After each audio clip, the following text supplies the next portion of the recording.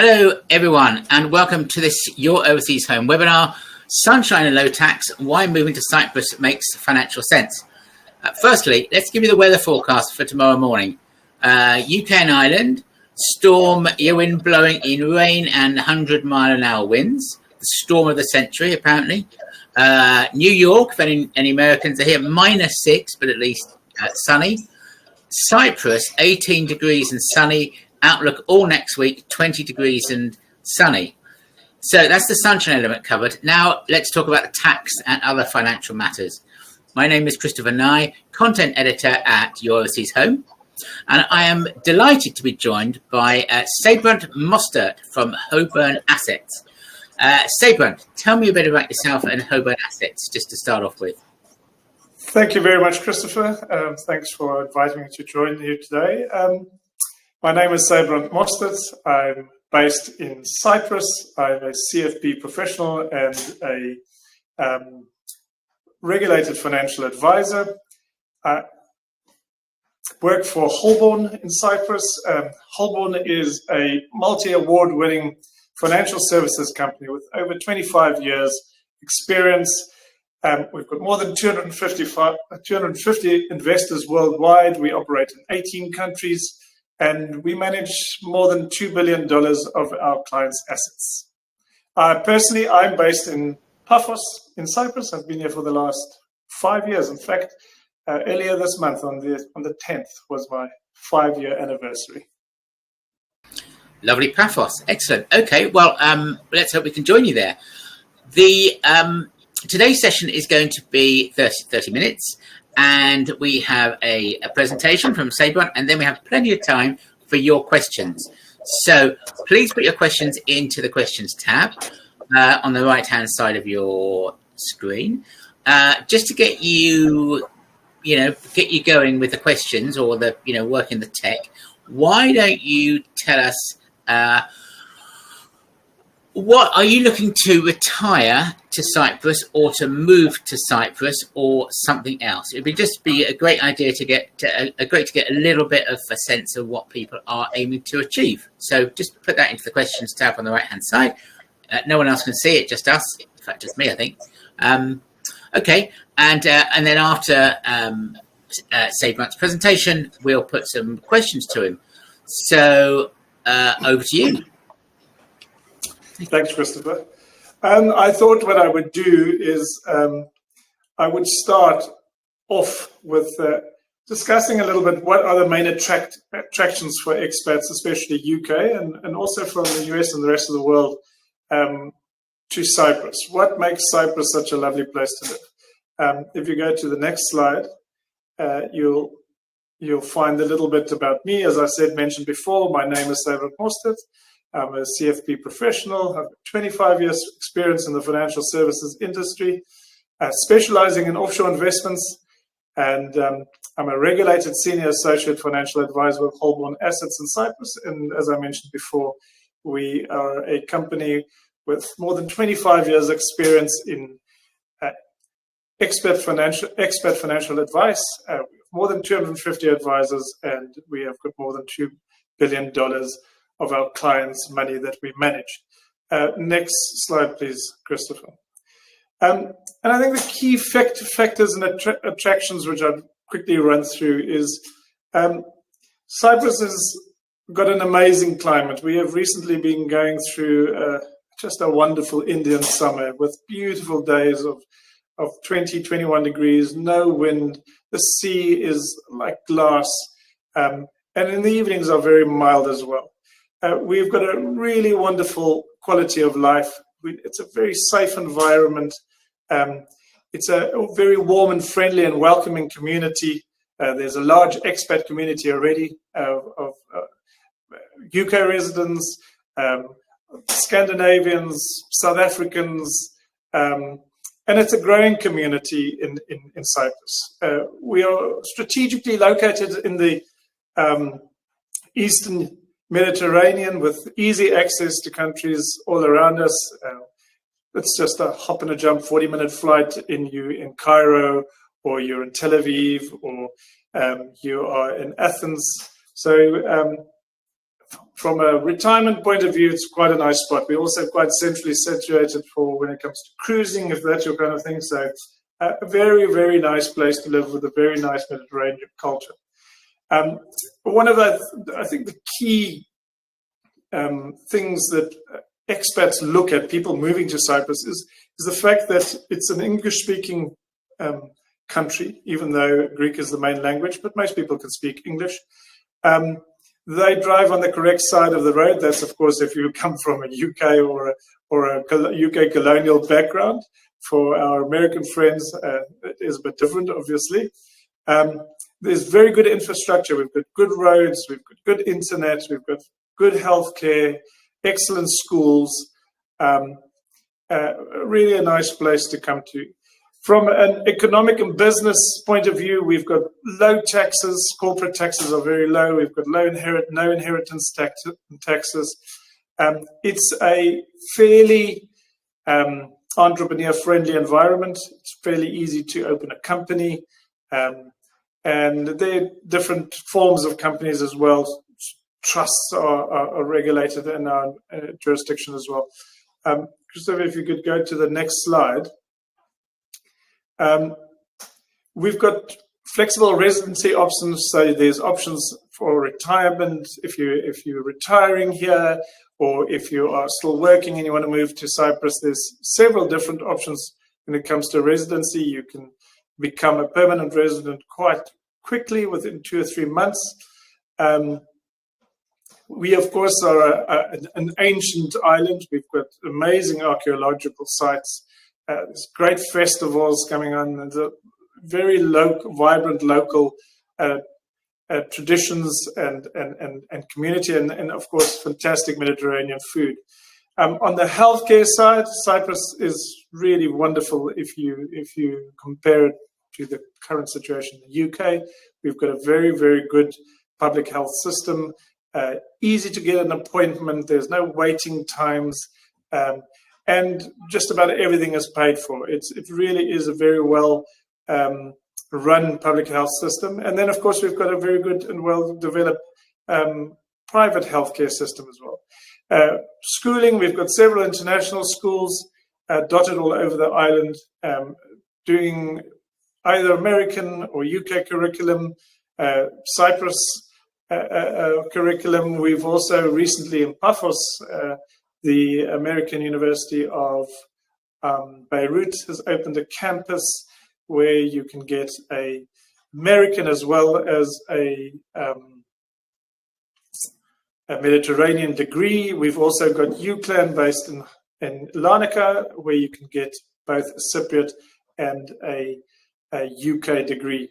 From a retirement point of view, Cyprus really is a wonderful place to come and retire. Not only the weather is good, it's safe, but there are some, and we'll go into them in the next slide, and some real tax advantages for retiring and considering to come live in your latter days in Cyprus.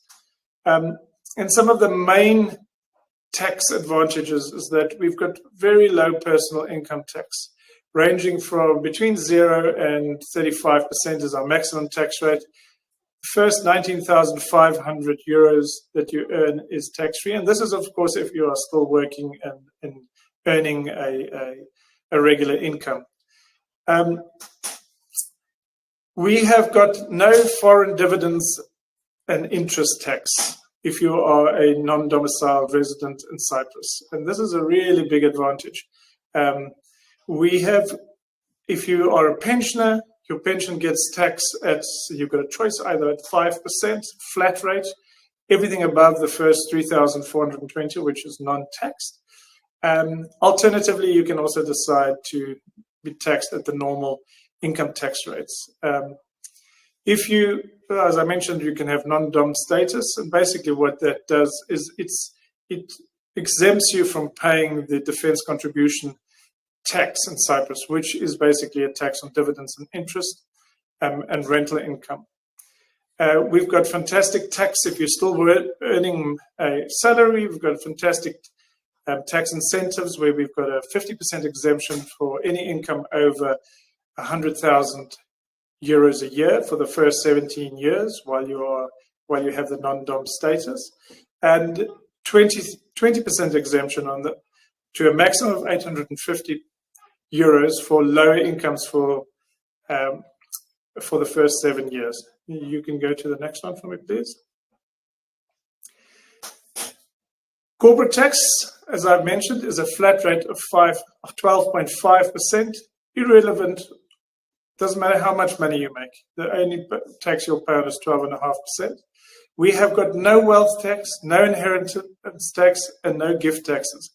And there's a caveat on this. So it does not mean that if you, for instance, have assets in the UK that you might not pay UK inheritance tax, but Cyprus itself doesn't have an inheritance tax. The one thing you need to keep in mind is that we do have forced succession, and I can, if you're interested in, I can explain that a little bit later.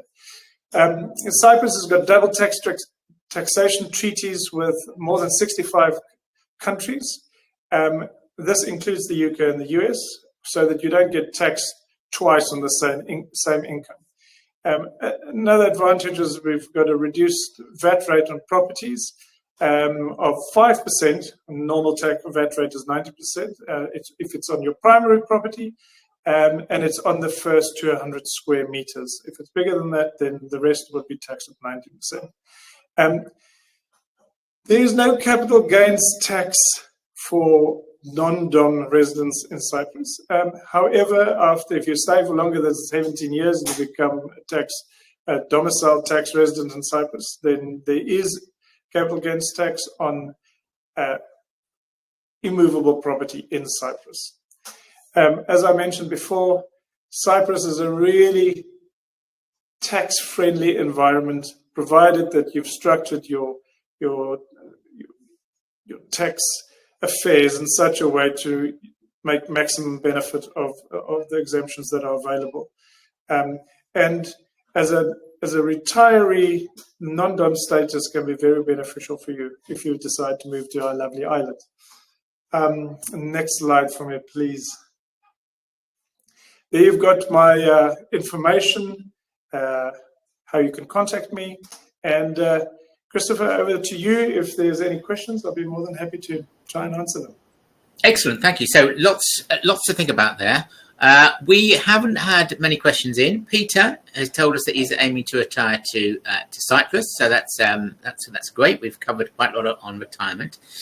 But do please put your questions into the box, and I will get them answered. But let me just ask a general question. Okay, so there's low tax. Would you say it's lower than the UK, or overall, would we be surprised at how little tax we're paying?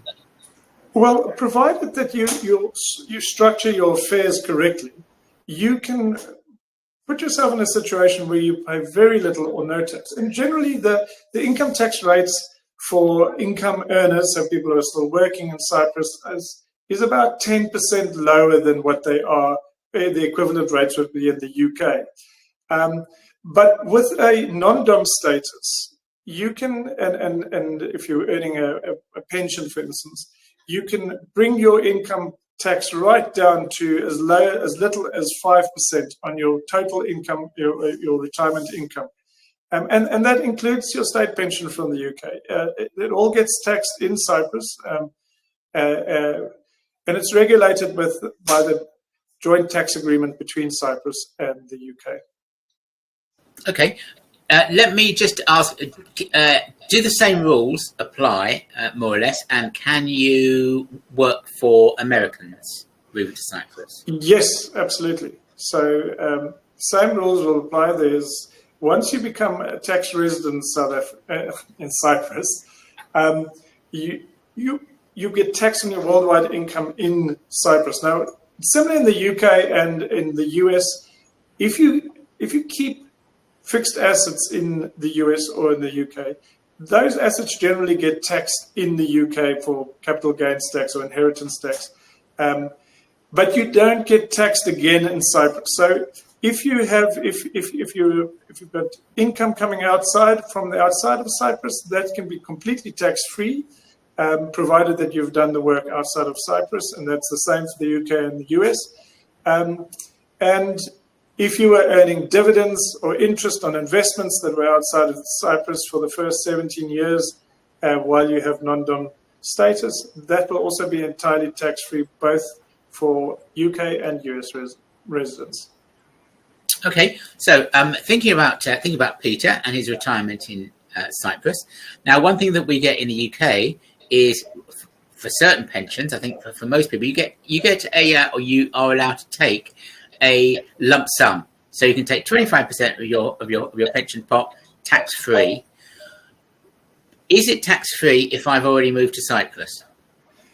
Yes, there is. Again, this is regulated by the joint tax agreement between Cyprus and the UK, and you will still have access to your 25% tax-free. Cyprus also has a 25% tax-free, and then the rest of your pension income, you'll have the choice to either pay 5% flat rate or to incorporate it as normal income, and then the first 19,500 euros will be tax-free.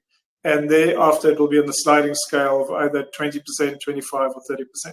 And I think the real important thing here to take into account is you've got to go and see what is your annual taxable income before you do. If it's less than 19,500, obviously, then it would make sense to just use the normal tax rates because it will be exempt.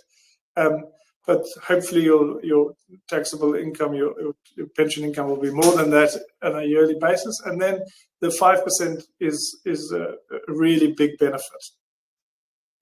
Yeah, okay, good point. In fact, I've just looked up because I was interested in what the minimum income requirement is to retire to Cyprus on a the equivalent of a retirement visa. And it's only 9,500 roughly euros per year, which just goes to show it's a very easy place for retirement, and presumably one can live there very well on a lower income with that lower tax. It is indeed. So cost of living in Cyprus is about 20% less than what it is in the UK on average. Obviously, it differs from city to city, just like it does in the UK. But you get a lot more bang for your buck in Cyprus.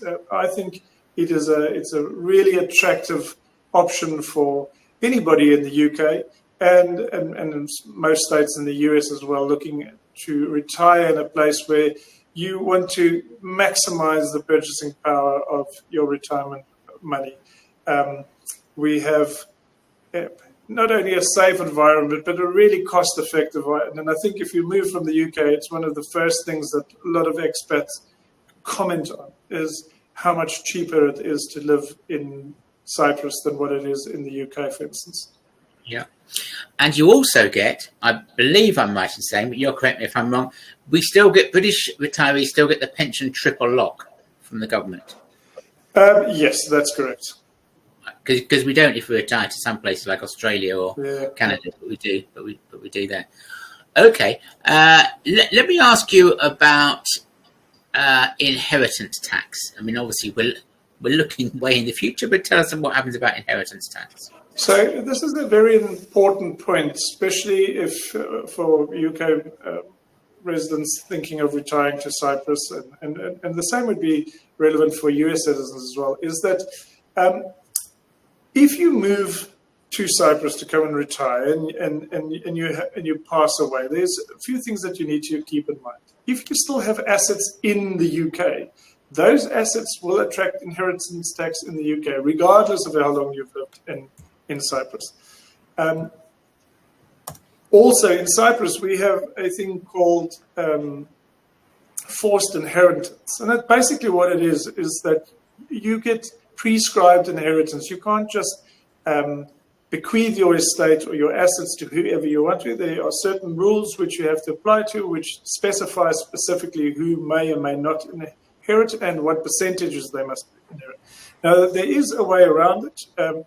You have to make sure that your will is worded correctly so that you choose your domicile, your original domicile, and the laws of your home country, so the UK to apply in the United States.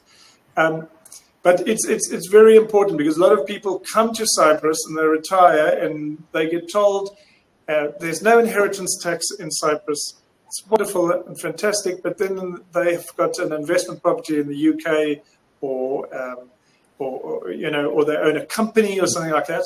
And then when they do pass away, then there is inheritance tax, and it's the UK inheritance tax. It's not the zero rate that we have here in Cyprus. So those things are very important. It's very important to get professional advice for that as well.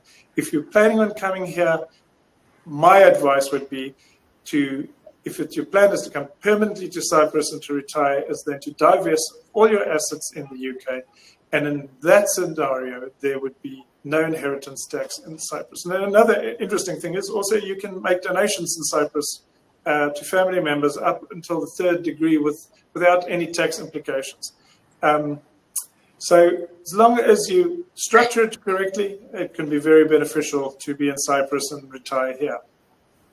Oh, that's interesting. So if one had, for example, a couple of buy-to-let flats in the UK, you would suggest selling those and moving with your money to Cyprus.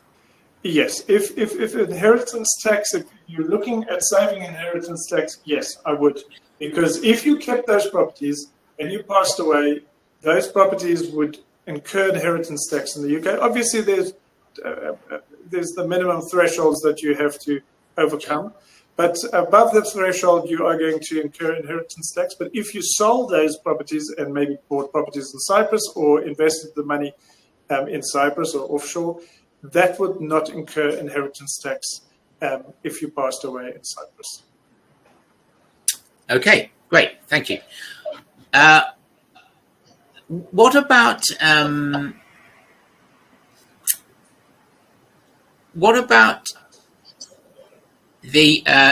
I suppose the question of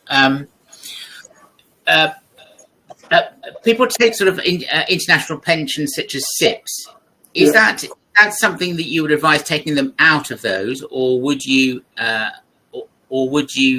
keep them there, or what would you do about those? Yeah, for UK citizens, again, SIPs make a lot of sense. It gives you more choice on the investment side, and all your international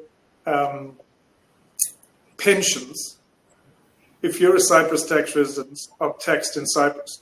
So it's a SIP makes sense. You might decide that you're not going to live in Cyprus forever, which makes you, and you might want to decide that you want to move to Malta or whatever, another country for whatever reason. So a SIP would make sense. Keep the money in the SIP. And while you are tax resident in Cyprus, you'll be taxed according to the Cyprus rates. And if you ever decide to go somewhere else, then that makes sense. If your plan is to go back to the UK, then that's a different situation, and one would have to look at each case on a case-by-case basis.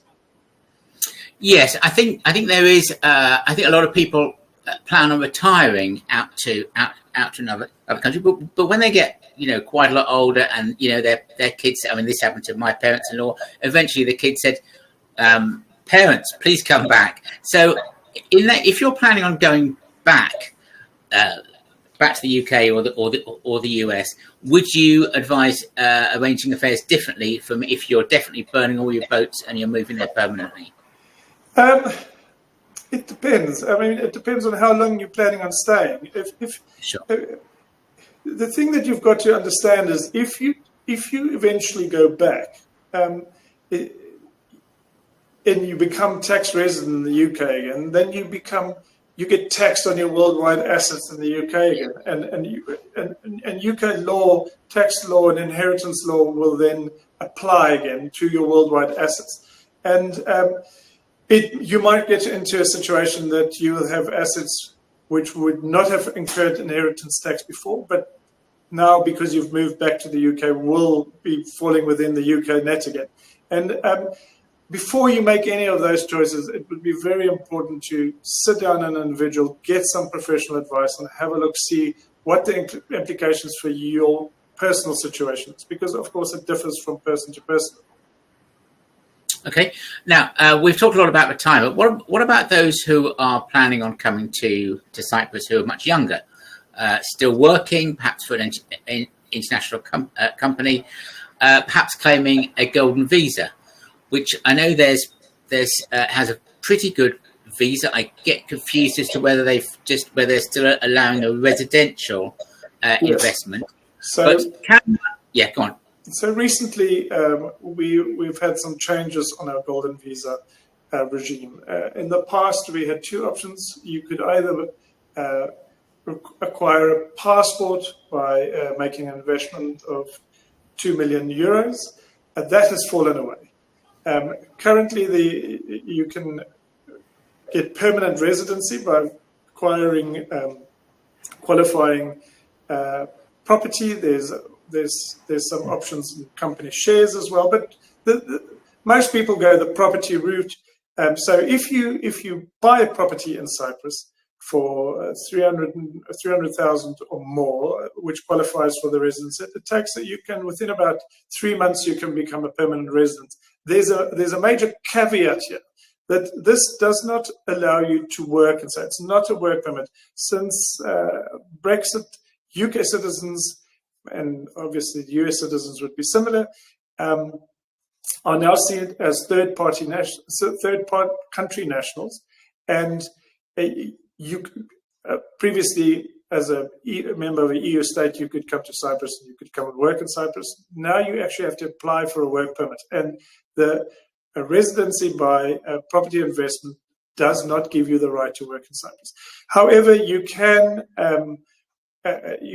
obviously apply for a job with a Cypriot company and get a work permit that way.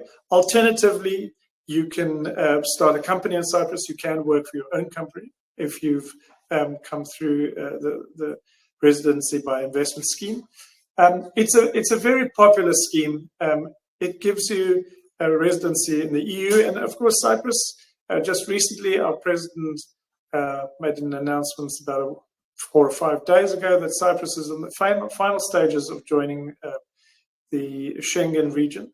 We have met all the requirements, and the government is quite positive that it might happen this year.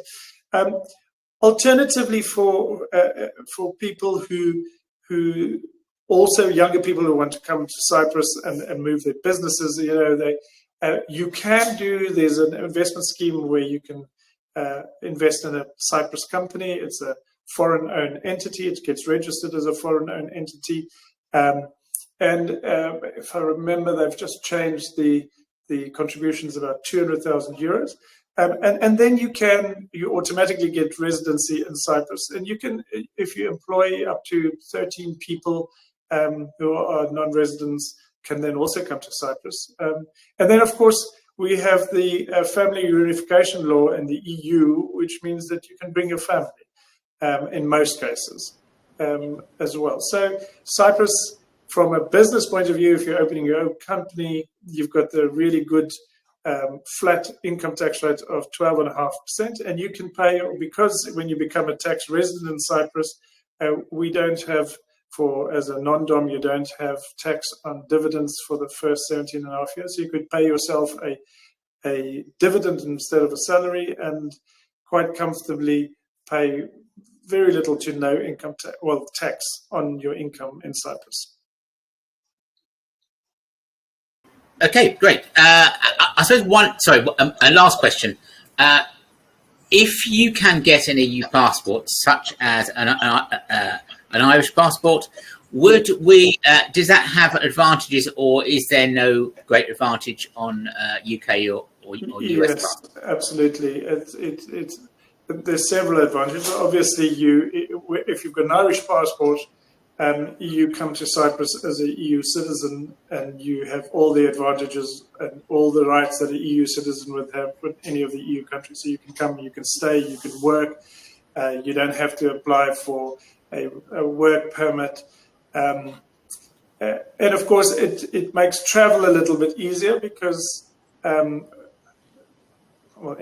between the UK and the Irish passport, it's not a lot easier. I mean, in our case, it doesn't matter. You can travel to the UK, the EU fairly easily from the UK on a UK passport. But certainly from moving and setting up business, it is easier. If at least if you're married, if the husband or the wife of one of the partners has a UK Irish passport, what will happen is that the second person could come to Cyprus, the spouse, on a family unification permit, and basically have the same rights as an EU resident. Okay. I don't know if it was our tech that was at fault, but we've just had some questions come through. So if you can hang on for another 1 minute, I will just ask those questions. So David has asked, I'm looking to retire to Cyprus and would like to know if there are any pros and cons of retaining a bank account, retaining a UK bank account as well as a Cypriot one. I don't think there's any cons in retaining your UK bank account. A Cyprus bank account is our banking system is based on the English banking system, so it's very similar. I would definitely have a local bank account, and you'll probably find it's a little bit cheaper. You want to have an EU bank account, but there's several expats, several of my clients have both their UK bank account and a local bank account. When they're here, they use the local one. When they're back in the UK, they use the UK bank account. Personally, I would always advise an offshore bank account as an alternative as well. I believe that you want to keep your investments in a domicile different to where you maybe live, because you've got your very valuable assets like your house in the domicile where you live. So I would advise no issue having a UK and a Cyprus bank account, but I would seriously consider having an offshore bank account, and of course we can help you with that. Brilliant. Okay. Well, there is one other question. It's nothing to do with money, but I'm going to ask it anyway, simply because, well, why not? So if you have any clue, if you don't, then no problem. If we move to Cyprus to retire and bring teenage children, do they have to do national service? I am going to speak under correction, but no. Because national service is for Cypriot residents. If, for instance, if you have got Cypriot, if you're a descendant of a Cypriot, if it's your grandparents who are Cypriot, and you then come to Cyprus and you claim a Cyprus passport, yes, absolutely, you will have to do it. Yeah. But if you're English and you bring your grandchildren and they're not claiming a Cyprus passport, they will not have to do national service. No. Great. Okay. Well, that will be. I'm not sure who that will be a relief for, but anyway, good to know. Okay. Thank you very much, Sybrand. That's really, really interesting. We would like to just remind people that it seems a long way away, but our Your Overseas Home virtual event is on the 22nd of March. Everyone you need to speak to, you can spend a whole day asking all your questions of our experts. That's on the 22nd of March, so you can click that one and register for that. You could also, if you found this helpful, we would love to have a review on Trustpilot. It only takes a minute, helps to get the word out. And there you go. There's that one come up. So we strongly recommend that you do get in touch with Holborn Assets and Sybrand and his colleagues to get all your tax and financial questions answered before you commit, before you make any big decisions. They can help with when you move, how you move, all those issues. And so, yeah, it just remains for me to say thank you very much, Sybrand, and thank you very much for tuning in today. Bye-bye. Thank you, Christopher. Bye-bye.